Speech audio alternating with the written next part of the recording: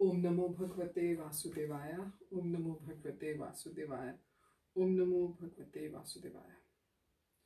आप सबका आज के श्रीमद् भगवद गीता यथारूप के रीडिंग में स्वागत है। आज हम 5वें अध्याय के 10वें श्लोक से अपनी रीडिंग कंटिन्यू करेंगे।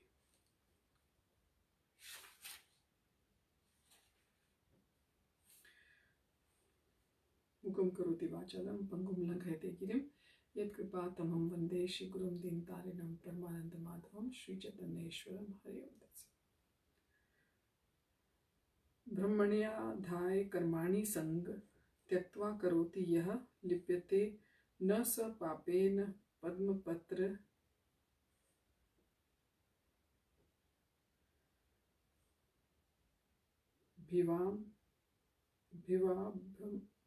भिवाम भसा।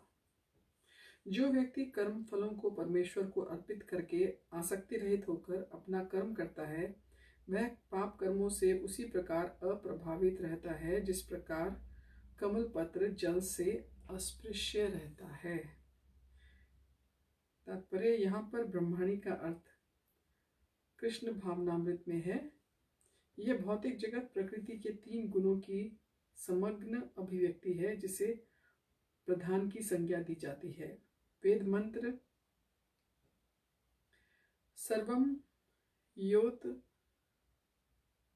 द ब्रह्म मांडुक्य उपनिषद 2 तस्माद एत ब्रह्म नाम रूपमन्नम च जायते मुंडक उपनिषद 1.2.10 और भगवद गीता में 14.3 मम योनिर महद ब्रह्म से प्रकट है कि जगत की प्रत्येक वस्तु ब्रह्म की अभिव्यक्ति है और यद्यपि कार्य भिन्न भिन्न रूप में प्रकट होते हैं किंतु तो भी वे कारण से अभिन्न हैं। ईशोपनिषद में बताया गया है कि सारी वस्तुएं परब्रह्म या कृष्ण से संबंधित हैं, अतएव वे केवल उन्हीं की हैं जो यह भली भांति जानता है कि प्रत्येक वस्तु कृष्ण की है और वे ही प्रत्येक वस्तु के स्वामी हैं। अतः प्रत्येक वस्तु भगवान की सेवा में ही नियोजित है। उसे स्वभावतः शुभ अशुभ कर्म फलों से कोई प्रयोजन नहीं रहता। यहाँ तक कि विशेष प्रकार का कर्म संपन्न करने के लिए भगवान द्वारा प्रदत्त मनुष्य का शरीर भी कृष्ण भावनामृत में संलग्न किया जा सकता है। तब यह पाप कर्मों के कलमश से वैसे ही परे रहता है जैसे कि कमल पत्र जल में रहकर भी भीगता नहीं। भगवान गीता 3.30 में भी कहते हैं, मयि सर्वाणि कर्माणि संन्यस्य, संपूर्ण कर्मों को मुझे कृष्ण को समर्पित करो। तात्पर्य यह है कि कृष्ण भावनामृत विहीन पुरुष शरीर और इंद्रियों को अपना स्वरूप समझकर कर्म कर रहा है, किंतु कृष्ण भावित व्यक्ति यह समझकर कर्म करता है कि यह देह कृष्ण की संपत्ति है, अतः इसे कृष्ण की सेवा में प्रवृत्त होना चाहिए। श्लोक नंबर 11 कायेन मनसा बुद्धया केवलैरिन्द्रियैरपि योगिनः कर्म कुर्वन्ति संग त्यक्त्वात्म शुद्धये। योगी जन आसक्ति रहित होकर शरीर मन बुद्धि और इंद्रियों के द्वारा भी केवल शुद्धि के लिए कर्म करते हैं। तात्पर्य जब कोई कृष्ण भावनामृत में कृष्ण की इंद्रिय तृप्ति के लिए शरीर मन बुद्धि और इंद्रियों द्वारा कर्म करता है तो वह भौतिक कलमश से मुक्त हो जाता है। कृष्ण भावना भावित व्यक्ति के कार्यों से कोई भौतिक फल प्रकट नहीं होता। अतः सामान्य रूप से सदाचार कहे जाने वाले शुद्ध कर्म कृष्ण भावनामृत में रहते हुए सरलता से संपन्न किए जा सकते हैं। श्री रूप गोस्वामी ने भक्ति रसामृत सिंधु में 1.2.187 में इसका वर्णन इस प्रकार किया है। इह यस्य हरेर्दास्य कर्मणा मनसा गिरा निखिला स्वप्यवस्थासु जीवन मुक्तः स उच्यते। अपने शरीर मन बुद्धि और वाणी से कृष्ण भावनामृत में कर्म करता हुआ कृष्ण सेवा में व्यक्ति इस संसार में भी मुक्त रहता है, भले ही वह तथाकथित अनेक भौतिक कार्यकलापों में व्यस्त क्यों ना रहे।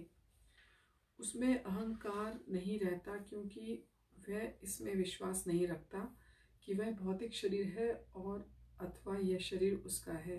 वह जानता है कि वह यह शरीर नहीं है और न यह शरीर ही उसका है। वह स्वयं कृष्ण का है और उसका यह शरीर भी कृष्ण की संपत्ति है। जब वह शरीर, मन, बुद्धि, वाणी, जीवन, संपत्ति आदि से उत्पन्न प्रत्येक वस्तु को जो भी उसके अधिकार में है कृष्ण की सेवा में लगाता है, तो वह तुरंत कृष्ण से जुड़ जाता है।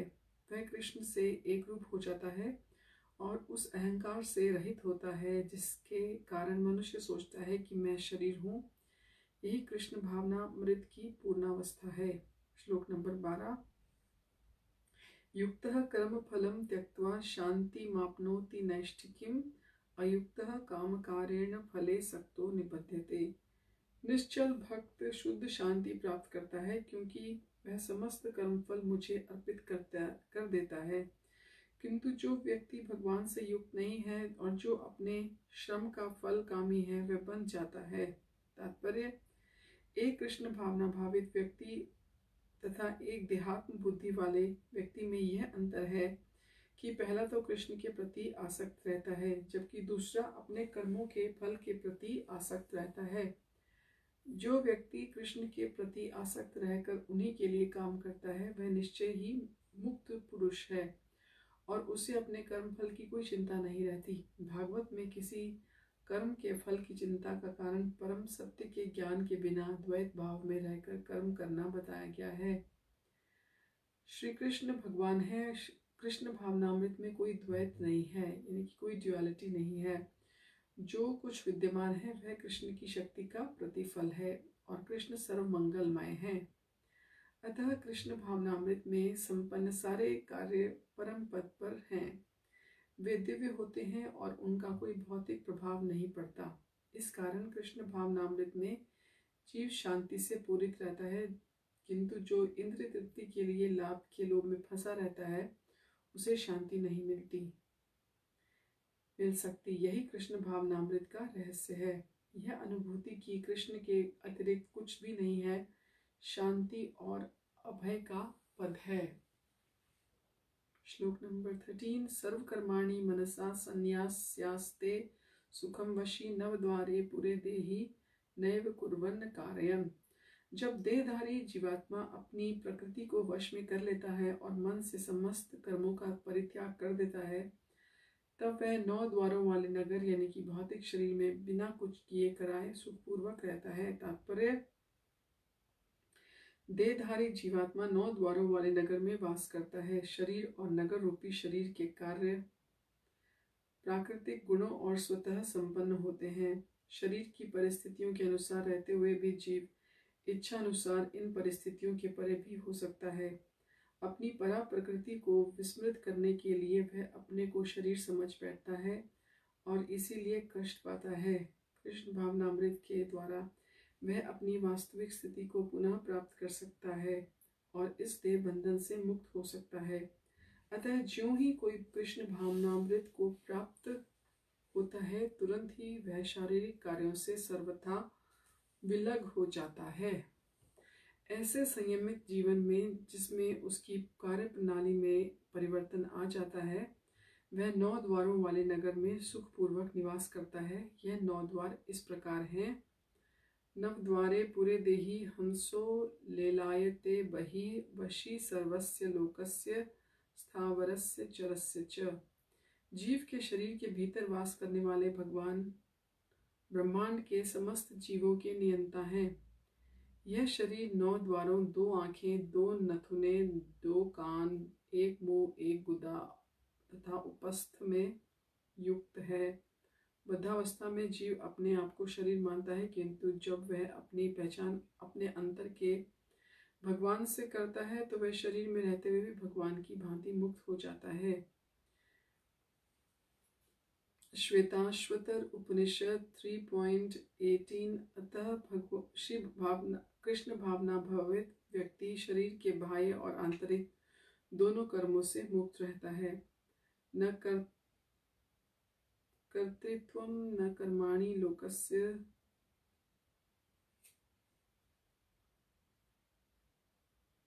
सृजति प्रभुः न कर्मफल संयोगम स्वभावस्तु प्रवर्तते। शरीर रूपी नगर का स्वामी देहधारी जीवात्मा न तो कर्म का सृजन करता है, न लोगों के कर्म करने के लिए प्रेरित करता है, न ही कर्म फल की रचना करता है। वह सब तो प्रकृति के गुणों द्वारा ही किया जाता है। तात्पर्य, जैसा कि 7वें अध्याय में बताया जाएगा, जीव तो परमेश्वर की शक्तियों में से एक है, किंतु वह भगवान की अपरा प्रकृति है जो पदार्थ से भिन्न है। संयोगवश परा प्रकृति या जीव अनादिकाल से प्रकृति यानी कि अपरा के संपर्क में रहा है। जिस नाशवान शरीर या भौतिक आवास को वह प्राप्त करता है, वह अनेक कर्मों और उनके फलों का कारण है। ऐसे बद्ध वातावरण में रहते हुए मनुष्य अपने आप को अज्ञानवश शरीर मानकर शरीर के कर्म फलों का भोग करता है। अनंत काल से उपार्जित यह ज्ञान ही शारीरिक दुख सुख का कारण है। जो ही जीव शरीर के कार्यों से पृथक हो जाता है, त्यों ही वह कर्म बंधन से भी मुक्त हो जाता है। जब तक वह शरीर रूपी नगर में निवास करता है, तब तक वह इसका स्वामी प्रतीत होता है, किंतु वास्तव में वह ना तो इसका स्वामी होता है और न इसके कर्मों और फलों का नियंता होता है। वह तो भवसागर के बीच जीवन संघर्ष में रत प्राणी है। सागर की लहरें उसे उछालती रहती हैं, किंतु उन पर उसका वश नहीं चलता। इसके उद्धार का एकमात्र साधन है कि दिव्य कृष्ण भावनामृत द्वारा समुद्र के बाहर आए। इसी के द्वारा समस्त अशांति से उसकी रक्षा हो सकती है। श्लोक नंबर 15। नादत्ते कस्य चित पापम न चैव सुकृतम विभुः अज्ञाने नावृतम ज्ञानम तेन मुह्यन्ति जन्तवः। परमेश्वर न तो किसी के पापों को ग्रहण करता है, न पुण्यों को, किंतु सारे देहधारी जीव उस अज्ञान के कारण मोहग्रस्त रहते हैं जो उनके वास्तविक ज्ञान को आच्छादित किए रहता है। तात्पर्य, विभु का अर्थ है परमेश्वर जो असीम ज्ञान, धन, बल, यश, सौंदर्य और त्याग से युक्त है। वह सदैव आत्मतृप्त और पाप पुण्य से अविचलित रहता है। वह किसी भी जीव के लिए विशिष्ट परिस्थिति नहीं उत्पन्न करता, अपितु जीव अज्ञान से मोहित होकर जीवन की ऐसी परिस्थिति की कामना करता है जिसके कारण कर्म और फल की श्रृंखला आरंभ होती है। जीव परा प्रकृति के कारण ज्ञान से पूर्ण है, तो भी वह अपनी सीमित शक्ति के कारण अज्ञान के वशीभूत हो जाता है। भगवान सर्वशक्तिमान है, किंतु जीव नहीं। भगवान विभु अर्थात सर्वज्ञ है, किंतु जीव अणु है। जीवात्मा में इच्छा करने की शक्ति है, किंतु ऐसी इच्छा की पूर्ति सर्वशक्तिमान भगवान द्वारा ही की जाती है। अतः जब जीव अपनी इच्छाओं से मोहग्रस्त हो जाता है, तो भगवान उसे अपनी इच्छा पूर्ति करने देते हैं, किंतु किसी परिस्थिति विशेष में इच्छित कर्मों और फलों के लिए उत्तरदायी नहीं होते। अतएव मोहग्रस्त होने पर देहधारी जीव अपने को परिस्थिति जन्य मान लेता है और जीवन के क्षणिक दुख और सुख को भोगता है। भगवान परमात्मा रूप में जीव का चिरसंगी रहते हैं। फलतः वे प्रत्येक जीव की इच्छाओं को उसी तरह समझते हैं जिस तरह फूल के निकट रहने वाला फूल की सुगंध को। इच्छा जीव को बद्ध करने के लिए सूक्ष्म बंधन है। भगवान मनुष्य की योग्यता के अनुसार उसकी इच्छा को पूरा करते हैं। आपन सोची होत नहीं, प्रभु सोची तत्काल। अतः व्यक्ति अपनी इच्छाओं को पूरा करने में सर्वशक्तिमान नहीं होता, किंतु भगवान इच्छाओं की पूर्ति कर सकते हैं। वे निष्पक्ष होने के कारण स्वतंत्र अनुजीवों की इच्छाओं में व्यवधान नहीं डालते, किंतु जब कोई कृष्ण की इच्छा करता है तो भगवान उसकी विशेष चिंता करते हैं और इस प्रकार प्रोत्साहित करते हैं कि भगवान को प्राप्त करने की उसकी इच्छा पूरी हो और वह सदैव सुखी रहे। अतएव वैदिक मंत्र पुकार कर कहते हैं, एष उ येव साधु कर्म कारयति तम यमेभ्यो लोकेभ्यो उन्नीशते। एष उ एव साधु कर्म कारयति यमधो निमीशते। भगवान जीव को शुभ कर्मों में इसलिए प्रवृत्त करते हैं जिससे वह ऊपर उठे। भगवान उस अशुभ कर्म में इसलिए प्रवृत्त करते हैं जिससे वह नरक में जाए। कौशिक की उपनिषद 3.8 अज्ञो जंतुर निशो अयमात्मनः सुख दुःखयो ईश्वर प्रेरितो गच्छेत स्वर्गम वाश्व भ्रमेव च। जीव अपने दुख सुख में पूर्णतया आश्रित है। परमेश्वर की इच्छा से वह स्वर्ग या नरक जाता है, जिस तरह वायु के द्वारा प्रेरित बादल। अतः देवधारी जीव कृष्ण भावनामृत की उपेक्षा करने के लिए अपनी अनादि प्रवृत्ति के कारण अपने लिए मोह उत्पन्न कर लेता है। फलस्वरूप स्वभावतः सच्चिदानंद स्वरूप होते हुए भी वह अपने अस्तित्व की लघुता के कारण भगवान के प्रति सेवा करने के लिए अपनी स्वाभाविक स्थिति को भूल जाता है, और इस तरह वह अविद्या द्वारा बंदी बना लिया जाता है।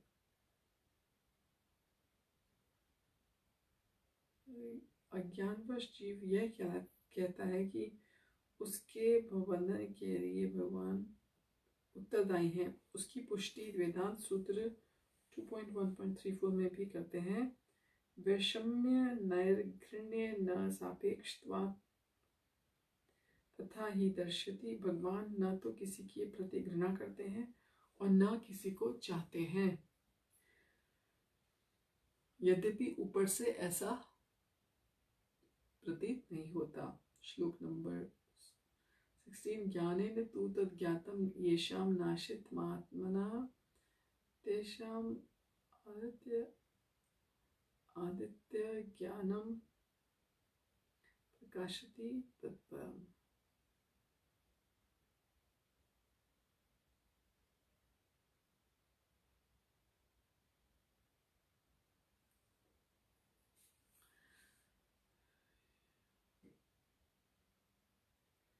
किंतु जब कोई उस ज्ञान से प्रबुद्ध होता है जिससे अविद्या का विनाश होता है, तो उसके ज्ञान से सब कुछ उसी तरह प्रकट हो जाता है जैसे दिन में सूर्य से सारी वस्तुएं प्रकाशित हो जाती हैं। तात्पर्य, जो लोग कृष्ण को भूल गए हैं वे निश्चित रूप से मोहग्रस्त होते हैं, किंतु जो कृष्ण भावना भावित नहीं होते हैं वे नहीं होते। भगवत गीता में कहा गया है, सर्वम ज्ञान प्लेवन ज्ञानाग्नि सर्वकामानि तथा न ही ज्ञानेन सदृशम। ज्ञान सदैव सम्माननीय है, और यह ज्ञान क्या है? श्री कृष्ण के प्रति आत्मसमर्पण करने पर ही पूर्ण ज्ञान प्राप्त होता है, जैसा कि गीता में 7.19 में कहा गया है। बहुनाम जन्मानाम अन्ते ज्ञानवान माम प्रपद्यते। अनेकानेक जन्म बीत जाने पर ही पूर्ण ज्ञान प्राप्त करके मनुष्य कृष्ण की शरण में जाता है, अथवा जब उसे कृष्ण भावनामृत प्राप्त होता है तो उसे सब कुछ प्रकट होने लगता है। जिस प्रकार सूर्योदय होने पर सारी चीजें दिखने लगती हैं। जीवन नाना प्रकार से मुक्त रहता है। उदाहरणतः जब अपने आप को ईश्वर में मानने लगता है तो वह अविद्या के पाश में जाकर गिरता है। यदि जीव ईश्वर है तो वह अविद्या से कैसे मोहग्रस्त हो सकता है? क्या ईश्वर अविद्या से मोहग्रस्त है? यदि ऐसा हो सकता है तो फिर अविद्या या शैतान ईश्वर से बड़ा है। वास्तविक ज्ञान उसी से प्राप्त हो सकता है जो पूर्णतः कृष्ण भावना भावित है। अतः ऐसे ही प्रामाणिक गुरु की खोज करनी होती है जो उसी से सीखना होता है कि कृष्ण भावनामृत क्या है। किंतु कृष्ण भावनामृत से सारी अविद्या उसी प्रकार दूर हो जाती है जैसे कि सूर्य से अंधकार दूर होता है। भले ही किसी व्यक्ति को इसका पूरा ज्ञान हो कि वह शरीर नहीं है अपितु इससे परे है, तो भी हो सकता है कि वह आत्मा और परमात्मा में अंतर न कर पाए। किंतु यदि वह संपूर्ण प्रामाणिक कृष्ण भावना भावित गुरु की शरण में ग्रहण करता है तो वह सब कुछ जान सकता है। जीवन के प्रतिनिधि किसी से भेंट होने पर ही ईश्वर और ईश्वर के साथ अपने संबंधों की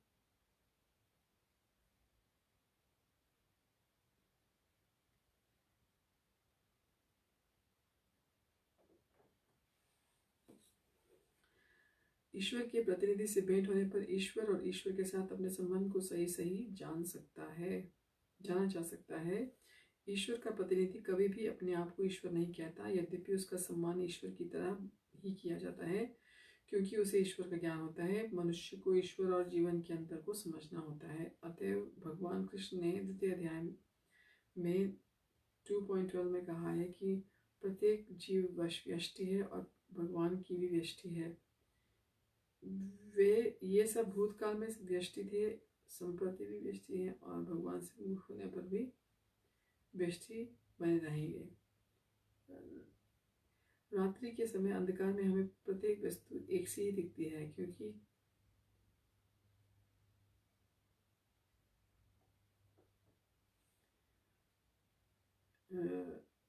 किंतु दिन में सूर्य के उदय होने पर सारी वस्तुएं अपने अपने वास्तविक रूप में दिखती हैं। आध्यात्मिक जीवन में व्यष्टि की पहचान ही वास्तविक ज्ञान है। श्लोक नंबर 17। तद् बुद्धस्य तदात्मानं मानस्ते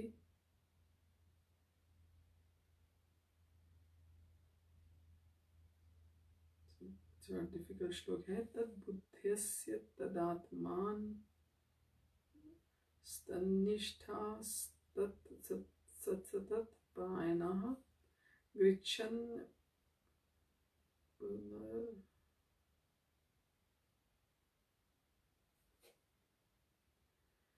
गच्छन्ते पुनरावृत्तिम ज्ञान निर्धूत कल्मषा।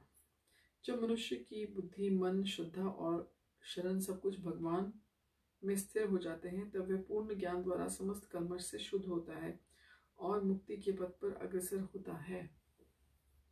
तात्पर्य परम दिव्य सत्य भगवान कृष्ण ही हैं। सारी गीता इसी घोषणा पर केंद्रित है कि श्री कृष्ण भगवान है। यही समस्त वेदों का भी अभिमत है। परतत्व का अर्थ परम सत्य है, जो भगवान को ब्रह्म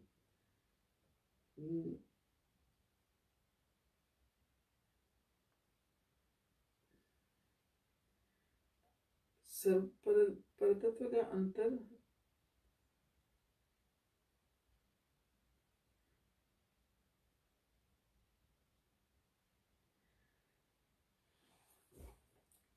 जब तक मनुष्य की बुद्धि, मन, श्रद्धा और शरण सब कुछ भगवान में स्थिर हो जाते हैं, तभी वह पूर्ण ज्ञान द्वारा समस्त कल्मष से शुद्ध होता है और मुक्ति के पथ पर अग्रसर होता है। तात्पर्य परम दिव्य सत्य भगवान श्री कृष्ण है। सारी गीता इसी घोषणा पर केंद्रित है कि कृष्ण श्री भगवान है। यही समस्त वेदों का भी अभिमत है। परतत्व का अर्थ परम सत्य है, जो भगवान को ब्रह्म, परमात्मा और भगवान के रूप में जानने वालों द्वारा समझा जा सकता है। भगवान इस परतत्व की पराकाष्ठा है, इनसे बढ़कर कुछ नहीं है। भगवान कहते हैं, मत्तः परतरम नान्यत् किंचिदस्ति धनंजय।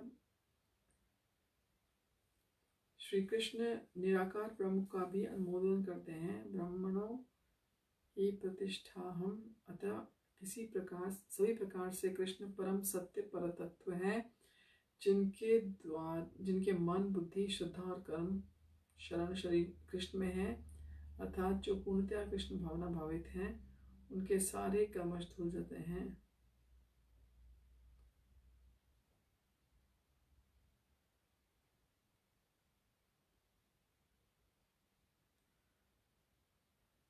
उनके सारे कल्मश धुल जाते हैं और उन्हें ब्रह्म संबंधी प्रत्येक वस्तु का पूर्ण ज्ञान आता है। कृष्ण भावना भावित व्यक्ति यह भली भांति जानता है कि कृष्ण संबंध में द्वैत है, एक साथ एकता और भिन्नता, और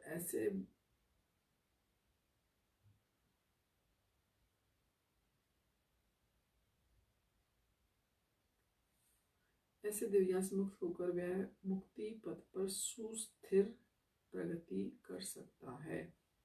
श्लोक नंबर 18। विद्या विनय संपन्ने ब्राह्मणे गविहस्तिनि शुनि चैव स्वपाके च पंडिता समदर्शिनः। विनम्र साधु पुरुष अपने वास्तविक ज्ञान के कारण एक विद्वान और विनीत ब्राह्मण, गाय, हाथी, कुत्ता और चांडाल को समान दृष्टि यानी कि संभाव में देखते हैं।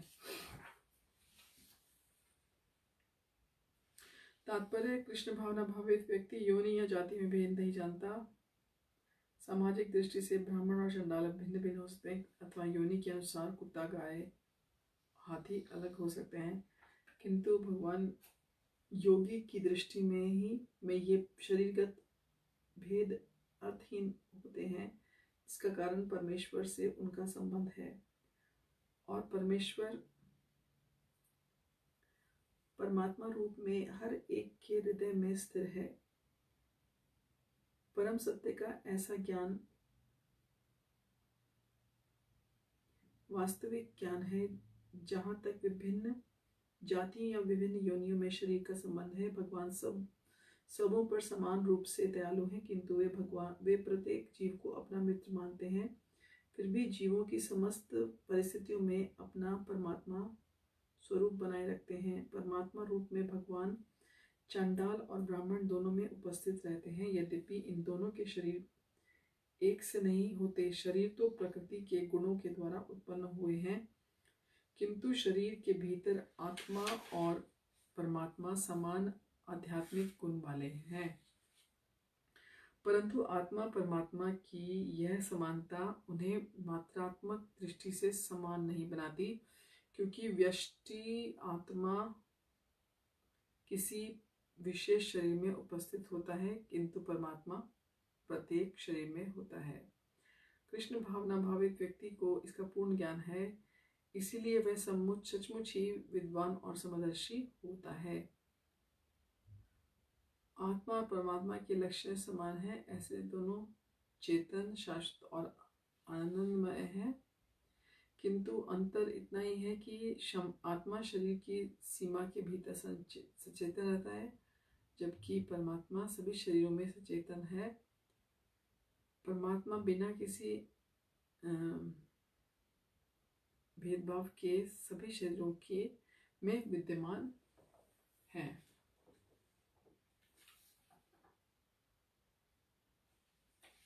श्लोक नंबर 19। एहेव तैर्जितः सर्गो येषां साम्ये स्थितं मनः निर्दोषं हि समं ब्रह्म तस्मात् ब्रह्मणि ते स्थिताः। जिनके मन एकत्व और समता में स्थित हैं, उन्होंने जन्म और मृत्यु के बंधनों को पहले ही जीत लिया है। वे ब्रह्म के समान निर्दोष हैं और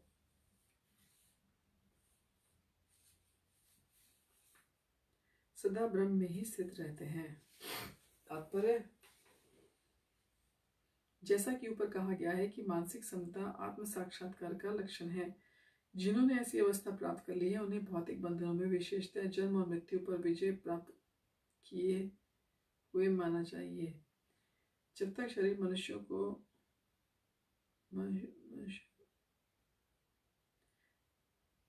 मनुष्य शरीर को आत्मस्वरूप मानता है, वह बद्धजीव माना जाता है, यानी कि कंडीशन सोल। किंतु जो ही वह आत्म साक्षात्कार यानी कि सेल्फ रियलाइजेशन द्वारा समचित्तता के व्यवस्था को प्राप्त कर लेता है, वह बुद्ध जीवन से मुक्त हो जाता है। उसी प्रकार जीवों में सब प्रकार का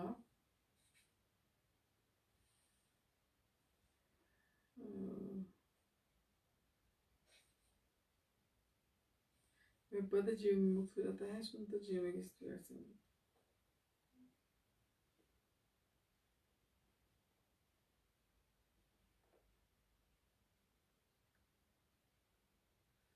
वह बद्धजीव में आता है। किंतु जो ही वह आत्म साक्षात्कार द्वारा समचित्तता की अवस्था को प्राप्त कर लेता है, वह बद्ध जीवन से मुक्त हो जाता है। दूसरे शब्दों में उसे इस भौतिक जगत में जन्म नहीं लेना पड़ता, अपितु अपनी मृत्यु के बाद वह आध्यात्मिक लोक को जाता है। भगवान निर्दोष हैं क्योंकि वे आसक्ति या घृणा से रहित हैं।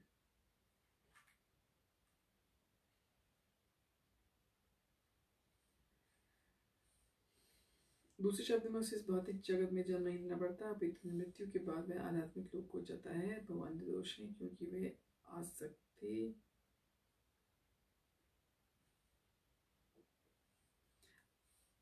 भगवान निर्दोष हैं क्योंकि वे आसक्ति अथवा घृणा से रहित हैं। इसी प्रकार जब जीव आसक्ति और घृणा से रहित होता है तो वह भी निर्दोष बन जाता है और वैकुंठ जाने पर का अधिकारी हो जाता है। ऐसे व्यक्तियों को पहले से ही मुक्त मानना चाहिए।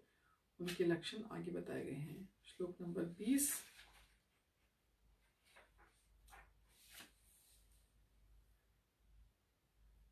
न प्ररिष्येत प्रियं प्राप्य नोद्विजेता प्राप्य च प्रियं स्थिर बुद्धिर सम्मूढ़ो ब्रह्म ब्रह्मणि स्थितः। जो न तो प्रिय वस्तु को पाकर हर्षित होता है न अप्रिय को पाकर विचलित होता है, वह स्थिर बुद्ध है और मोह रहित होते हैं और भाव विद्या को अपने को जानने वाला है। यह पहले से ही ब्रह्म में स्थित रहता है। तात्पर्य, यहाँ पर स्वरूप सिद्धि व्यक्ति के लक्षण दिए गए हैं। पहला लक्षण है कि उसमें शरीर और आत्म तत्व के तादात्म्य का भ्रम नहीं रहता। वह यह भली भांति जानता है कि मैं यह शरीर नहीं हूँ, अपितु भगवान का अंश हूँ। कुछ भी प्राप्त होने पर न तो उसे प्रसन्नता रहती है, न ही शरीर की कुछ हानि होने का शोक रहता है।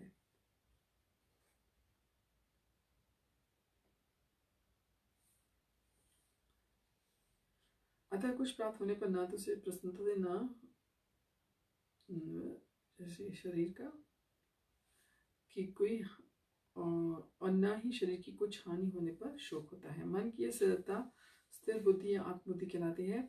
अतः वह न तो स्थूल शरीर को आत्मा मानने की भूल कर मोहग्रस्त होता है, न ही शरीर को त्याग मानकर आत्मा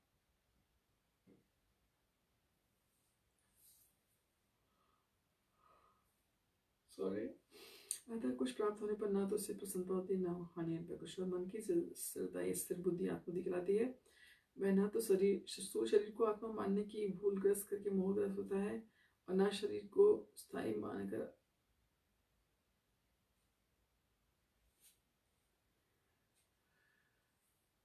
और नए शरीर को स्नेह मानकर आत्मा के अस्तित्व को ठुकराता है। इस ज्ञान के कारण वह परम सत्य अर्थात ब्रह्म अपने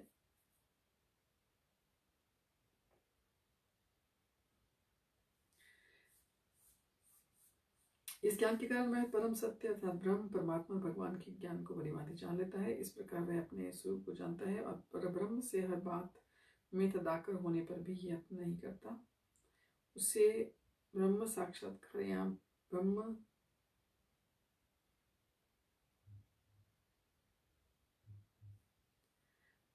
साक्षात्कार या आत्म साक्षात्कार कहते हैं। ऐसी स्थिर बुद्धि कृष्ण भगवामृत कहलाती है। श्लोक नंबर 21। बाह्य स्पर्शेश असक्तात्मा विन्द्यात्मनि यत् सुखम स ब्रह्म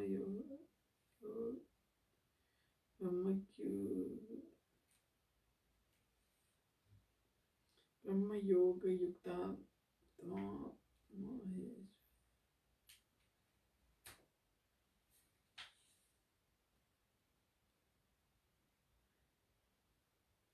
युक्तात्मा सुखम अक्षमयेषु श्नुते। ऐसा मुक्त पुरुष भक्ति इंद्रिय सुख की ओर आकर्षित नहीं होता, अपितु सदैव समाधि में रहकर अपने अंतर में आनंद का अनुभव करता है। इस प्रकार स्वरूप सिद्ध व्यक्ति पर ब्रह्म में एकाग्रचित होने के कारण असीम सुख भोगता है। कृष्ण भावनामृत के महान भक्त श्री यमुनाचार्य ने कहा है, यद्धवि मम चेतः कृष्ण पादारविंदे नव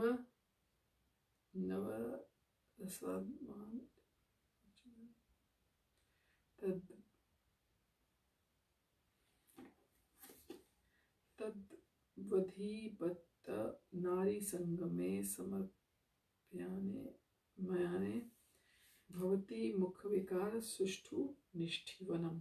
जब से मैं कृष्ण की दिव्य प्रेमाक भक्ति में लगकर उनमें नित्य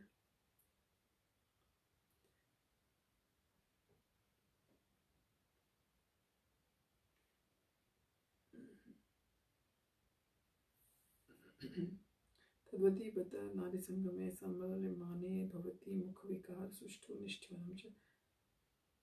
जब से मैं कृष्ण की दिव्य प्रेमा भक्ति में लगकर अपने नित्य नवीन आनंद का अनुभव करने लगा हूँ, तो उससे मैं किसी भी काम में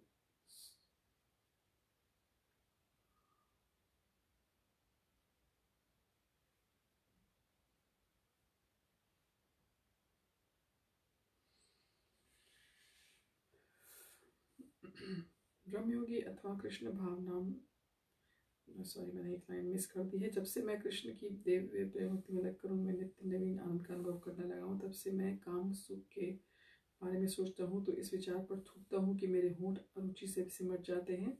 ब्रह्म योगी अथवा कृष्ण भावना भावित व्यक्ति भगवान की प्रेम भक्ति में इतना अधिक लीन रहता है कि वह इंद्र सुख में उसका कोई रुचि नहीं रहती। भौतिकता की दृष्टि में काम सुख ही सर्वस्वरूप परियान है, सारा संसार उसके वशीभूत है। और भौतिकवादी लोग तो इस तरह प्रोत्साहन के बिना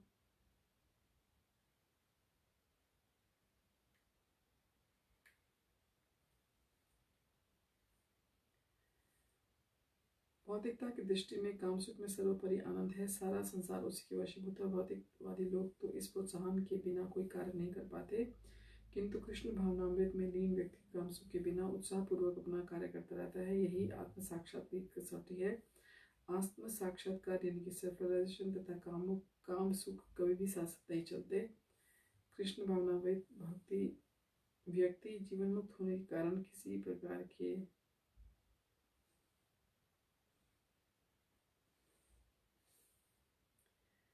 कृष्ण भावना व्यक्ति जीवन मुक्त होने के कारण किसी प्रकार के इंद्रिय सुख द्वारा आकर्षित नहीं होते।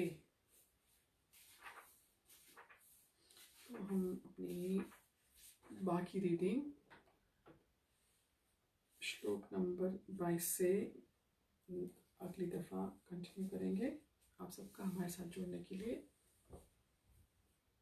धन्यवाद। हरे तत्सत। हरे कृष्ण।